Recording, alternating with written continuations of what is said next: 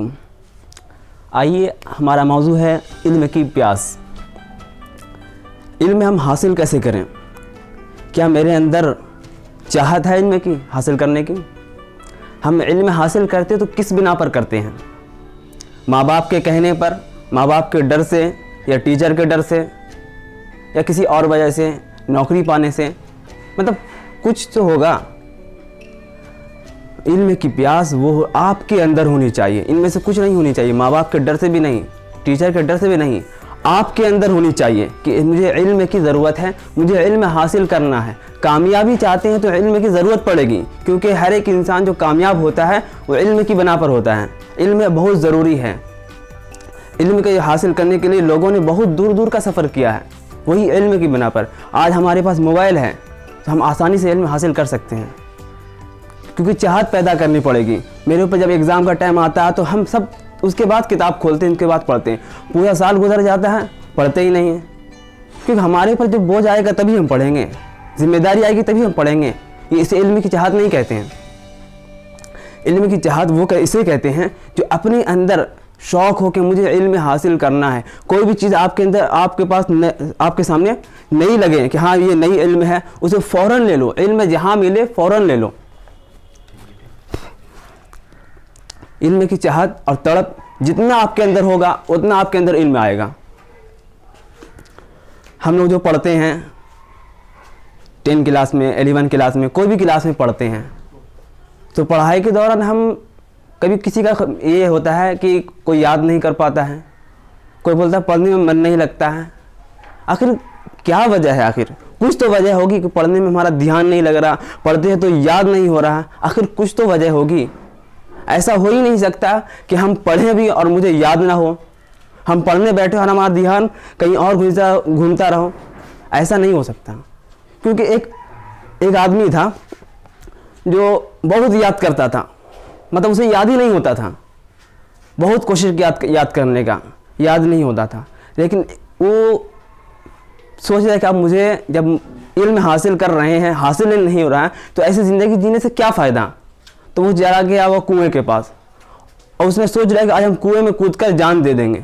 लेकिन जब कुएं के पास गया तो देखा कि एक डोर है, डोर से जो आदमी पानी निकालता है, और एक जो होता है ना पानी निकालने का बाल्टी वगैरह, तो पहले के ज़माने में तो मिट्टी का इस्तेमाल किया जाता था, और कुएं के किनारे जो पत्थर का सिल्ला होता था, और कुएं के ऊपर जिससे रस्सी खींचते हैं तो लोहे का हुआ करता था।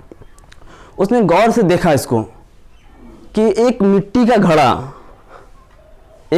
घड़ा पत्थर पर रखते रखते अपना निशान छोड़ देता है। तो आप बताइए, पत्थर मजबूत होता है क्या मिट्टी का घड़ा मजबूत होता है?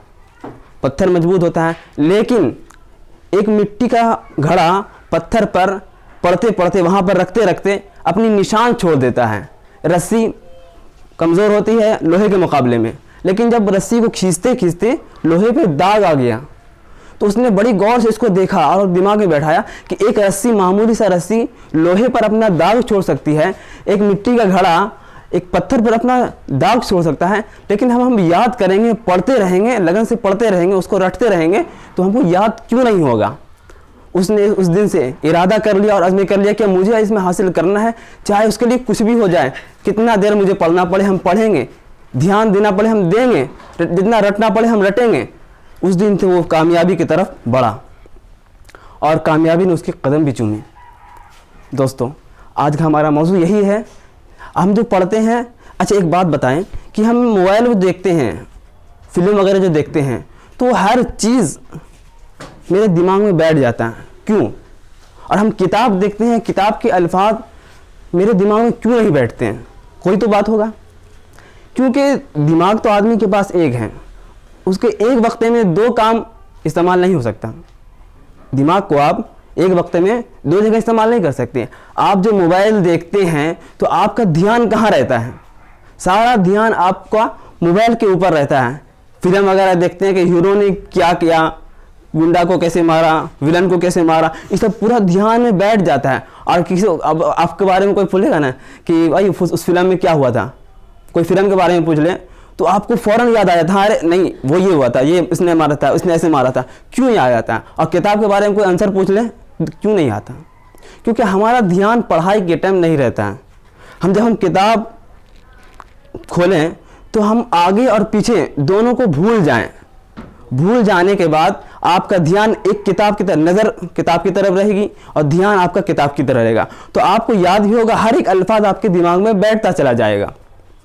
तो आपको एक वक्त में एक ही काम करना है, दिमाग को एक वक्त में एक जगह इस्तेमाल करें। कि जिस तरह मोबाइल का हर एक पार्ट, फिल्म वगैरह का हर पार्ट याद रहता है, इसी तरह किताब भी आपको याद हो सकता है। कब? कि आप पढ़ने के वक्त न बात का सोचें और न पहले का सोचें, एक वक्त में एक काम करें। ठीक है दोस्तों, इतना ही।